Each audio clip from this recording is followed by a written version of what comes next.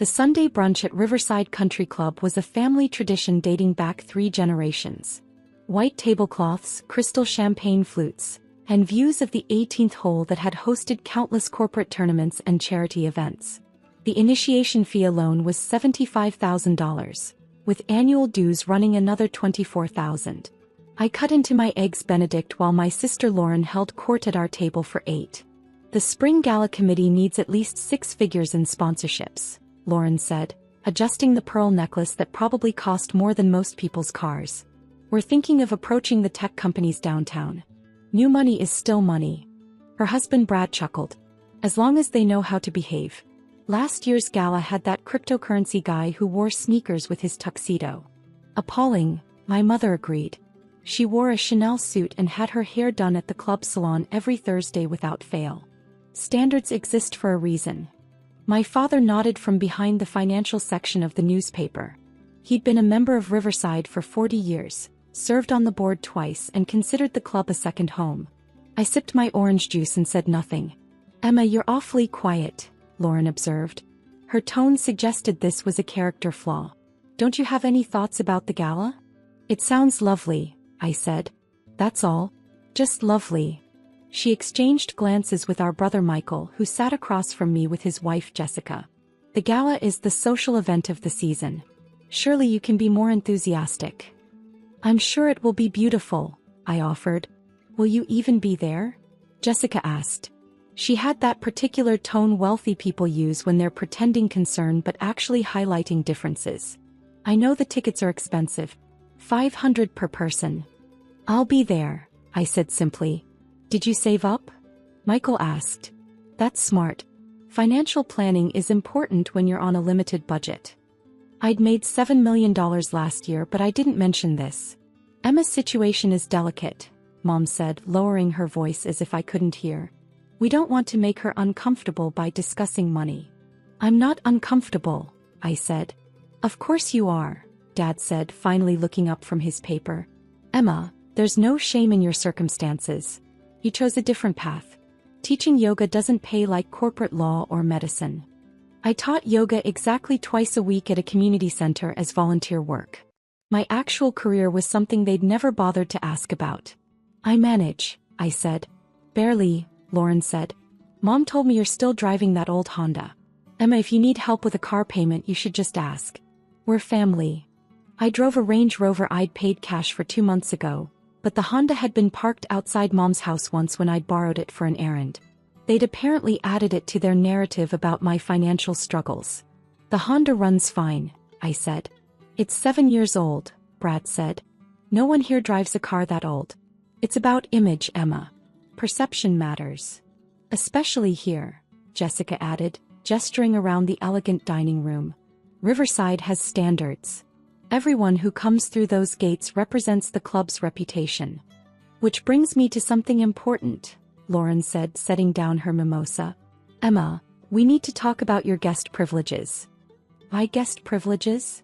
You've been using Dad's membership to come to Sunday brunch for months now, Lauren continued.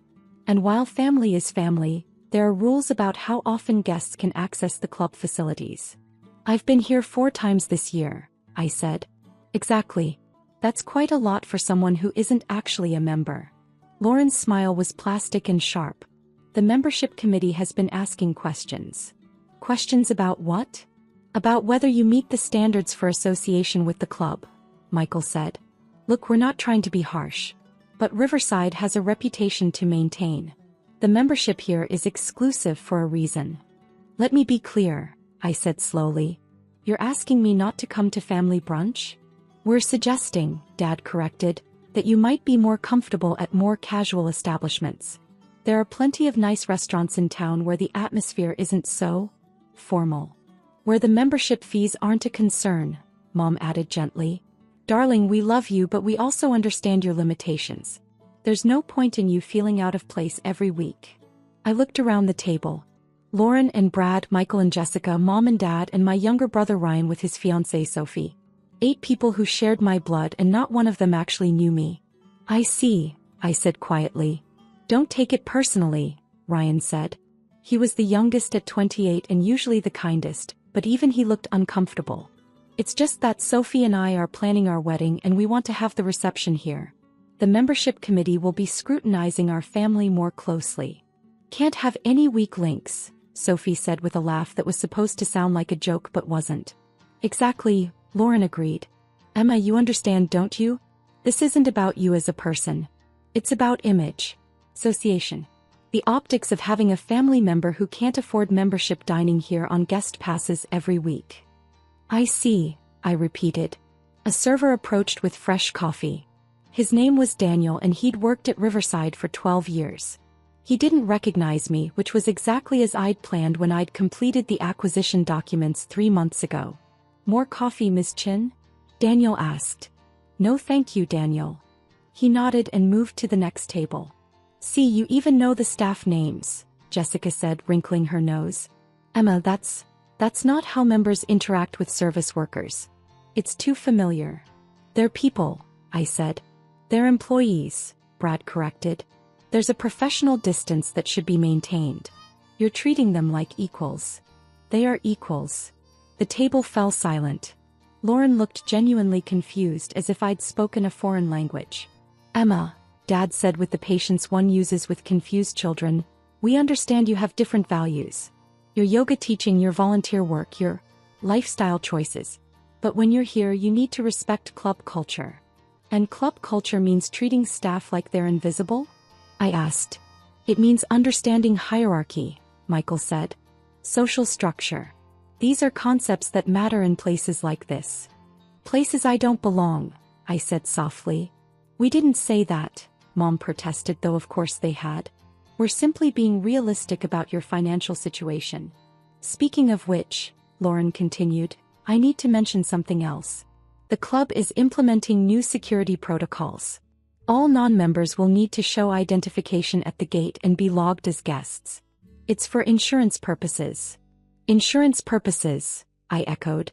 Member protection really, Brad said. Making sure everyone who accesses the facilities has legitimate reasons for being here. You understand. I understood perfectly. They wanted to make it difficult for me to visit. Wanted to add enough friction that I'd eventually stop coming. The guest log will be reviewed monthly by the membership committee, Lauren added. So members need to be thoughtful about how often they bring non-member guests. We wouldn't want anyone to be embarrassed by having their guest privileges questioned. Or revoked, Jessica added helpfully. I set down my fork. My eggs Benedict was excellent, but I'd suddenly lost my appetite. Is there anything else? I asked. Don't be dramatic, Lauren said. We're just being honest with you. Honesty is kindness, Emma. Would you rather we let you keep coming here, keep feeling out of place, keep being whispered about by other members? People are whispering about me? A bit, Mom admitted. Patricia Henderson asked me last week if you were going through financial difficulties. She'd noticed you wearing the same dress to multiple events. I'd worn the same dress twice because I liked it, not because I couldn't afford others. My closet at home contained more designer clothing than Lauren's, but I'd never felt the need to prove anything. And the Robertsons mentioned seeing you at the public library, Michael added. Using the computers there. Emma, if you can't afford internet at home, we can help. I'd been at the library for a board meeting of the Literacy Foundation I funded with $500,000 annually. But again, they'd never asked. Your concern is touching, I said. We're not trying to hurt you, Dad said. We're trying to help you understand reality. You're 34 years old with no significant career, no apparent assets, and no prospects for improvement. There's no shame in that, but there's also no point in pretending otherwise. Pretending, I repeated. Yes, pretending you belong in spaces like this, Lauren said firmly. Emma, I love you, but love means being honest. You can't afford the membership fees here. You can't afford the lifestyle. And continuing to show up on guest passes is just sad. The word hung in the air. I see, I said for the third time. I stood up, placed my napkin on the table, and picked up my purse. A simple leather bag they probably assumed was from Target but was actually custom-made Italian leather that cost $4,000. Where are you going? Mom asked. I think I've taken up enough of your time, I said evenly. Don't be like that, Ryan said. We're just trying to help. I appreciate your concern, I said. Truly. It's enlightening to understand how you all see me. Emma, Dad started. Enjoy your brunch, I said. And your gala planning. I'm sure it will be the event of the season. I walked away from the table through the elegant dining room with its chandeliers and oil paintings, past the tables filled with Riverside's elite membership. Several people glanced my way. The poorly dressed woman who didn't belong, the charity case being tolerated by the Chin family. Let them look. I made my way to the lobby, past the trophy cases displaying golf tournament wins and the photos of past club presidents. The current president, Richard Morrison, stood near the main desk talking to the club manager, Patricia Grant. Richard saw me and smiled politely. Good morning, Ms. Chin. Good morning, Mr. Morrison. Beautiful day for golf, he said. It is. Patricia checked her watch. Miss Chin, if you have a moment, I was hoping to catch you. We have some paperwork in the executive office. Paperwork? Richard looked confused. The acquisition documents, Patricia said smoothly. The final signatures for the ownership transfer. Richard's confusion deepened. Ownership transfer? Patricia, what are you talking about? Ms. Chen's acquisition of Riverside Country Club, Patricia said. The sale closed last month, but we have the final administrative documents ready for signature. The lobby had gone quiet. Several members who'd been heading to the golf course stopped. My family's table was visible through the dining room archway, and I could see Lauren standing, craning to see what was happening. I'm sorry, Richard said slowly. Did you say Ms. Chin acquired the club? Yes, sir, Patricia confirmed. Ms. Emma Chin, through her investment company Chin Capital Group, completed the purchase of Riverside Country Club on March 15th. The previous ownership group accepted her offer of $18.5 million. Richard's face had gone pale. $18.5 million. The property includes the clubhouse, golf course, tennis facilities, pool complex, and all associated buildings on 240 acres, Patricia continued, reading from her tablet. Ms. Chin also acquired the management contracts and employment agreements for all 93 staff members. Emma Chin, Richard repeated, looking at me like he'd never seen me before. You bought Riverside Country Club? I did, I said simply. But your family said you. My family said many things, I agreed. Most of them inaccurate. Lauren appeared in the lobby now, followed by Michael and Brad. What's going on? Emma, what is she talking about? Apparently, Richard said faintly, Emma owns the club. Owns Riverside. That's impossible, Lauren said flatly. Emma can't even afford the membership fees. Couldn't afford them as a member, I corrected. Buying the entire property was more cost-effective. Patricia pulled up documents on her tablet. If I may, Ms. Chin acquired Riverside through Chin Capital Group, her private investment firm specializing in recreational property acquisitions and management. Her portfolio currently includes 6 country clubs, 9 golf courses and 12 resort properties across 7 states. Total portfolio valuation is approximately $63 million. The silence was deafening. $63 million, Michael whispered. The Riverside acquisition was strategic, Patricia continued. Ms. Chin identified the property as undervalued and operationally inefficient. Her management team has already implemented cost reduction measures that have improved profit margins by 18%. Management team? Brad asked weakly. As if on cue, the front doors opened and 3 people entered. Marcus Wu, my chief financial officer. Sarah Peterson, my director of operations. And James Chin, my cousin and legal counsel. Emma, sorry we're late, Marcus said, pulling a rolling briefcase. Traffic from the airport was terrible. We have the quarterly reports and the renovation proposals ready for your review. No problem, I said. We can meet in the executive office. Executive office, Lauren repeated. She looked like she might faint. Yes, the owner's office, Patricia said. Miss Chin had it renovated last month. Beautiful space. Much more modern than the previous setup. My father appeared in the lobby, newspaper still in hand. Someone want to explain what's happening? Emma owns Riverside, Richard said. She bought it. The entire club. Dad looked at me, then at Patricia, then back at me. That's not possible. The documents are public record, Mr. Chin, James said pleasantly. He was my cousin on my mother's side and had been my lawyer for 8 years.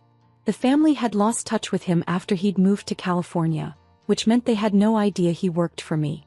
I filed them myself with the county registrar.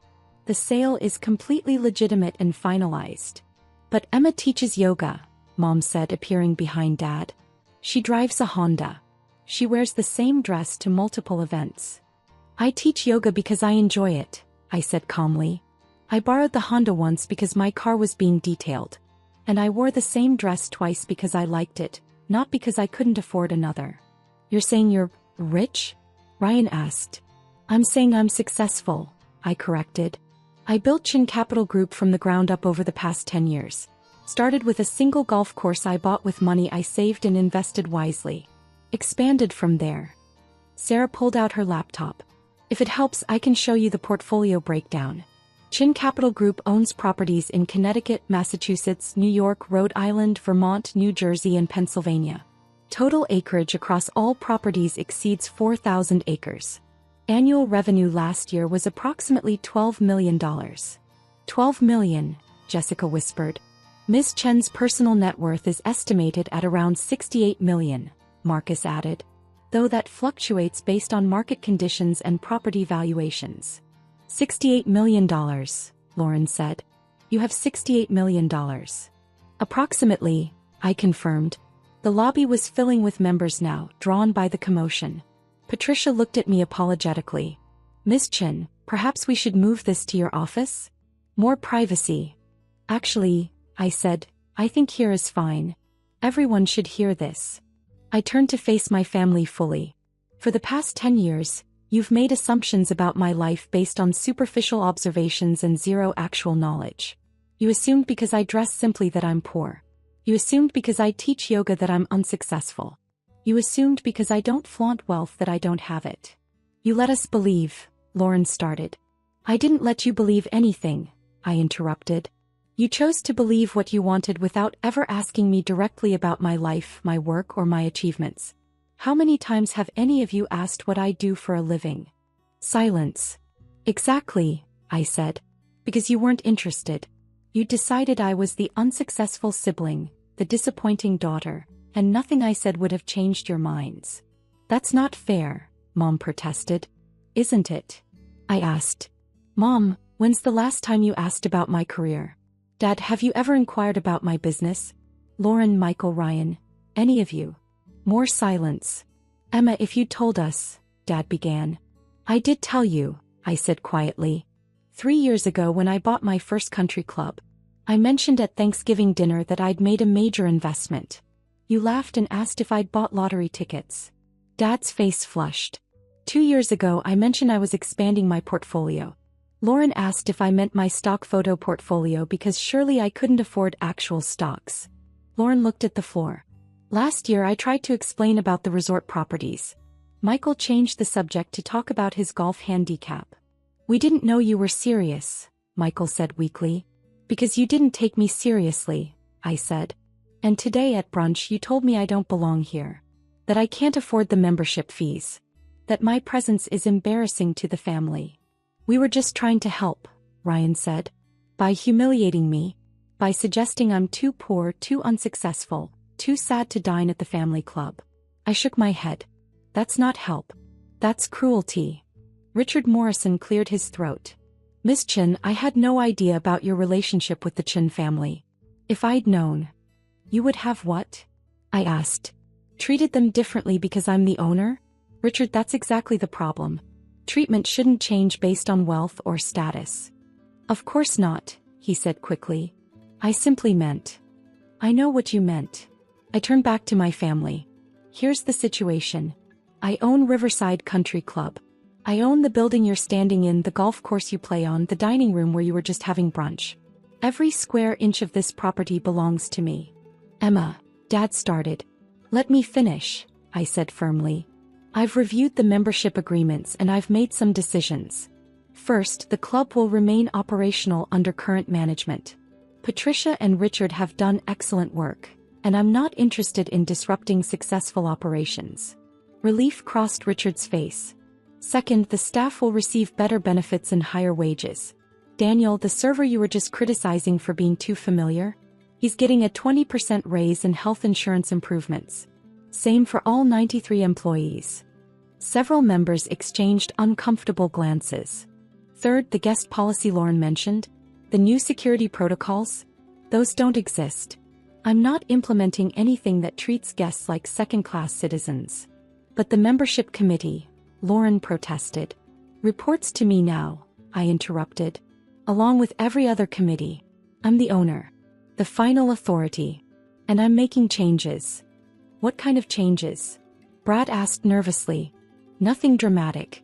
Operational improvements. Better employee treatment. Updated facilities. Small things that should have been done years ago. I paused. And one membership status change. What change? Dad asked. Yours is being revoked. The words dropped like stones into still water. Revoked. Dad's voice rose. You can't revoke my membership.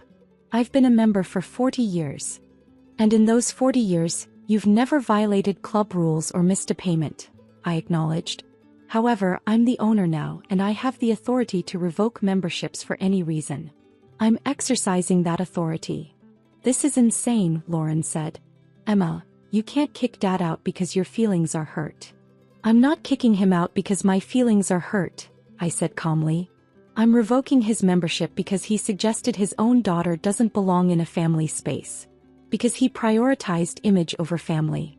Because he demonstrated values that don't align with how I want my property to be represented.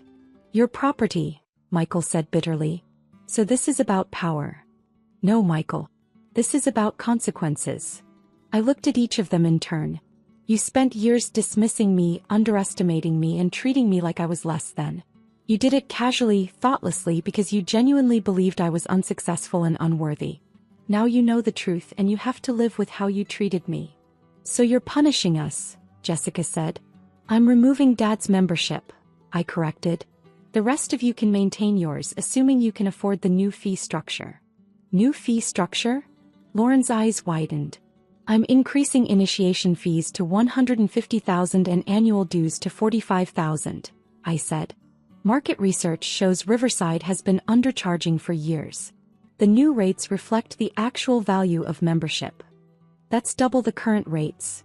Brad exclaimed. Yes. Still competitive with comparable clubs in the region. I glanced at Patricia, who nodded confirmation. Current members will have 90 days to pay the difference or resign their memberships. You can't do this, Lauren said. I can and I am. It's in the membership agreement. Ownership reserves the right to adjust fees with appropriate notice. 90 days is more than appropriate. Mom's voice was small. Emma, please. Can't we talk about this? We just did talk about it, I said. For the past hour, you talked about how I don't belong here, can't afford to be here, and shouldn't keep pretending I'm one of you. Now you know exactly who I am and you're discovering that belonging here is actually my decision to make. This is revenge, Dad said. No, Dad. Revenge would be closing the club entirely and selling the land to developers. That would actually be more profitable. I smiled slightly. I'm keeping it operational because it's a good investment and because the staff deserves job security. I'm revoking your membership because actions have consequences. I'm your father, he said. Yes. And as my father, you told me I was sad, unsuccessful, and embarrassing. You suggested I stop coming to family brunch because my presence didn't meet club standards. Kept my voice level. Those words matter, Dad. They have weight. And that weight comes with consequences. The lobby was completely silent now. At least 30 members had gathered, watching the confrontation unfold. As for the rest of you, I continued, looking at my siblings, your memberships are your choices. You can pay the new fees and maintain your status here, or you can choose not to. I won't judge either way. But we can't afford those new fees, Ryan said. Emma, that's almost double. Then perhaps you'll need to budget carefully, I said. Make some sacrifices. Maybe drive a 7-year-old Honda instead of a new BMW. Maybe wear the same dress to multiple events. Maybe skip some expensive brunches.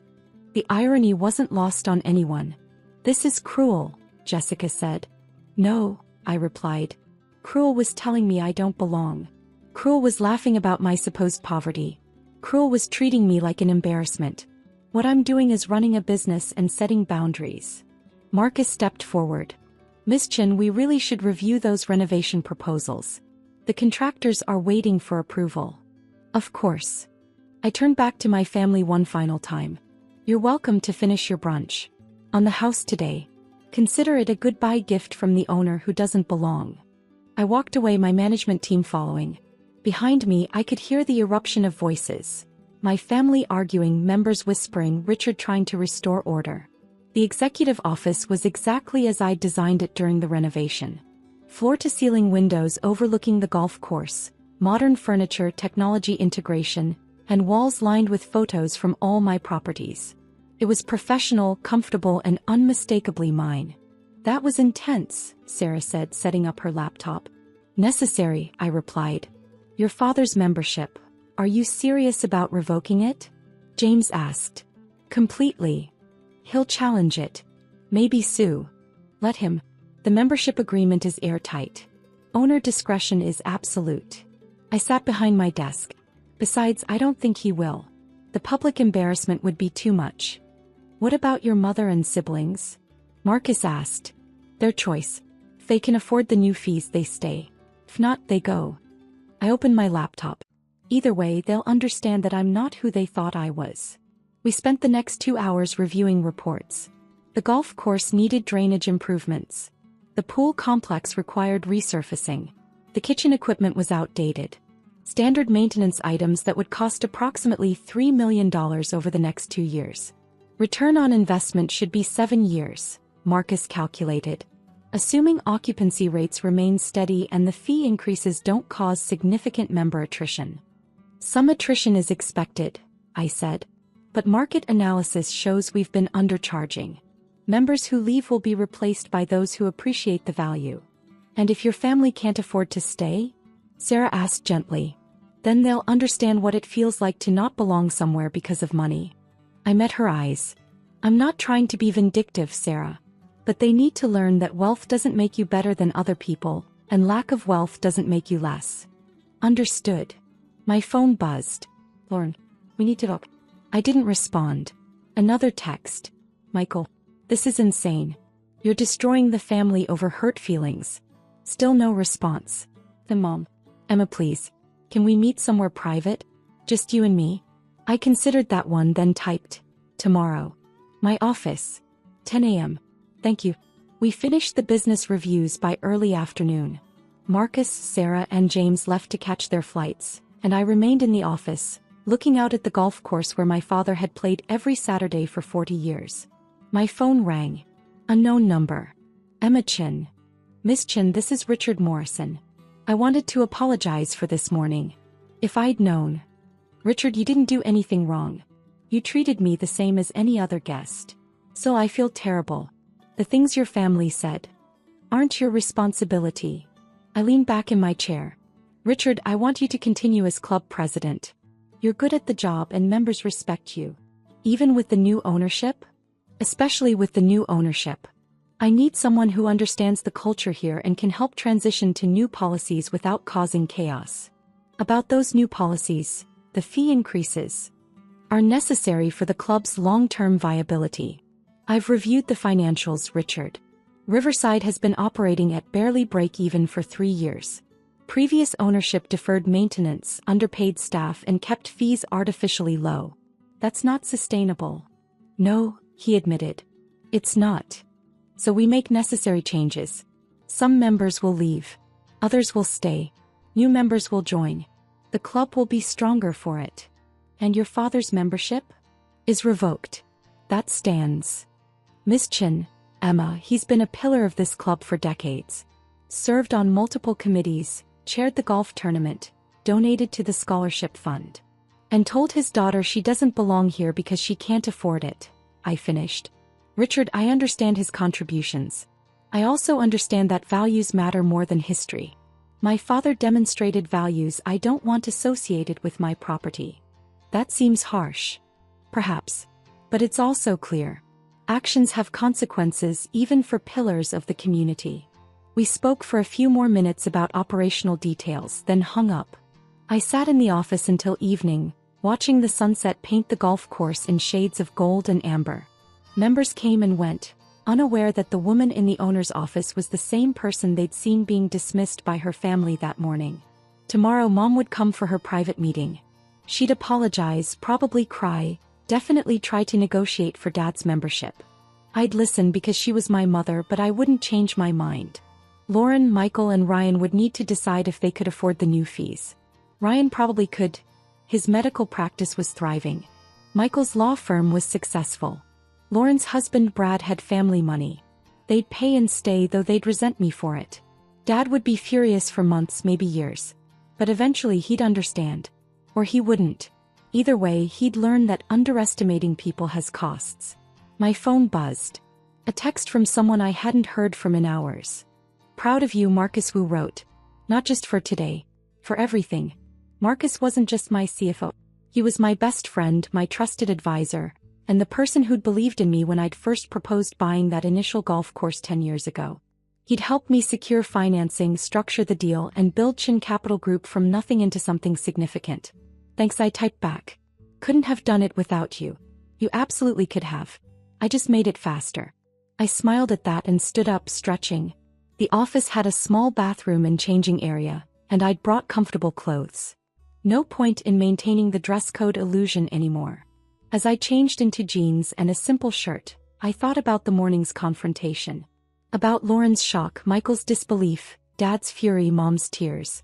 About the members who'd watched, the staff who'd listened, the shift in power that had happened in minutes. This was who I was now. Not the unsuccessful daughter, the disappointing sister, the sad woman who couldn't afford membership fees. I was Emma Chin, owner of Riverside Country Club and 5 other properties, CEO of Chin Capital Group, and a woman who'd built something real through hard work and smart decisions. Tomorrow I'd meet with Mom. Next week, I'd receive resignation letters or payment confirmations from my siblings. Next month, new members would join, attracted by renovated facilities and improved services. Next year, Riverside would be profitable, successful, and recognized as one of the premier clubs in the region. And through it all, I'd remember this moment, standing in my own office, in my own building, on my own property, knowing that I'd proven every single one of them wrong. Not because I needed their approval. Not because I wanted revenge. But because I'd built something that mattered and they'd finally been forced to see it. I left the office at 7, waving to the evening staff as I headed to the parking lot. My Range Rover sat in the space marked "Owner," gleaming under the parking lot lights. As I drove away from Riverside Country Club, I glanced in the rearview mirror at the building growing smaller behind me. My building. My property. My success. And tomorrow, when Mom arrived for her meeting, I'd listen to her apologies and her pleas. I'd be kind but firm. I'd maintain my boundaries. Because that's what successful people do. They set boundaries, enforce consequences, and build lives that matter, regardless of whether their families choose to recognize it. And if recognition came too late, accompanied by shock and resentment rather than pride and support, well, that was a consequence too. Just a different